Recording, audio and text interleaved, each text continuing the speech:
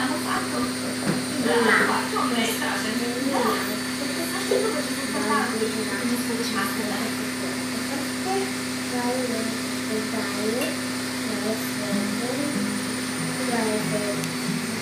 Всъщност, не го бях забелязала. Харесвам думата ти, Майя. Благодаря, нали? Щастлива съм. Да. Сега искаш ли да си дадаме? Може ли да се дадаме? Да не би цяло се да те е страх.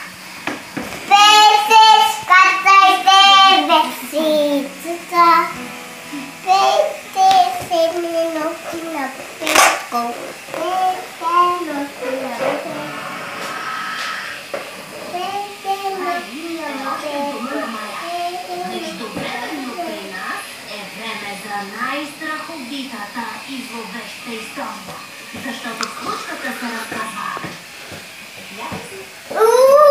Може ли да спя при вас? Не. Решихме, че е време да се научиш да спиш самичък. Тази история е за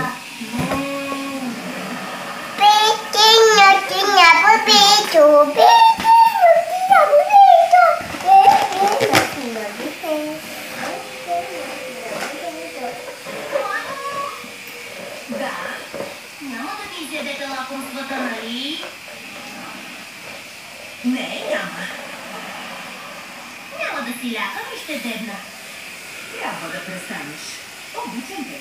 А твоите лакомства са на много добро място. Аз съм добре, всичко ще е наред. Всичко ще е наред. Ето! Отново има чудовище. Я стига! Чакай да види. Не, няма чудовище. Има само играчки. Ела сега, да те сложа в леглото. Така, готово. Така, перфектно. И познай. Господин Кокорчев. Добре.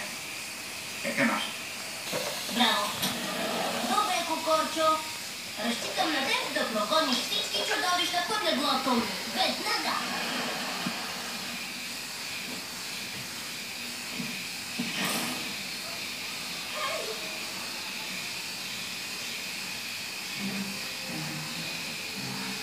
Какво?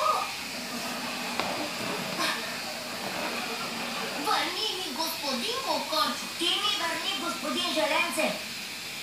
Трябва да се уверя, че господин Кокорчо е добре.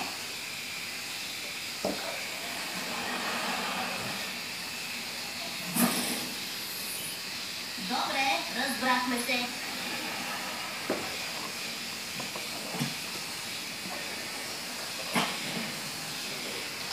О, липсваше ми Кокорчо. Ранен ли си? Той удари ли те?